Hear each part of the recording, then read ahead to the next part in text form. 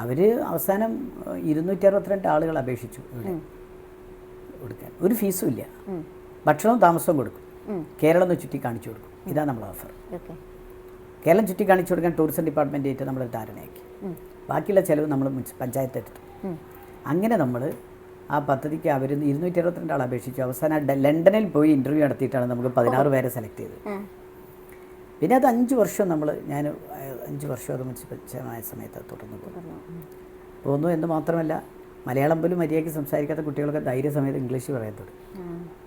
ഭയങ്കരമായിട്ട് മാനവേദൻ, സാധാരണ അതുവരെ ഉണ്ടായിരുന്ന മാനവേദൻ സ്കൂൾ എന്ന് പറഞ്ഞു കഴിഞ്ഞാൽ സർക്കാർ സ്കൂൾ, അത് ഒരു കച്ചറയാണ്.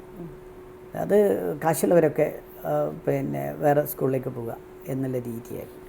ഇപ്പം മാനവേദൻ സ്കൂളിൽ അഡ്മിഷൻ കിട്ടാൻ ഒരു നിവൃത്തിയില്ല. ഇന്ന് ഏറ്റവും കൂടുതൽ നല്ല റിസൾട്ട് ഉണ്ടാക്കുന്ന സ്കൂളായി മാനവേദൻ ഹൈസ്കൂൾ മാറി എന്നതാണ്.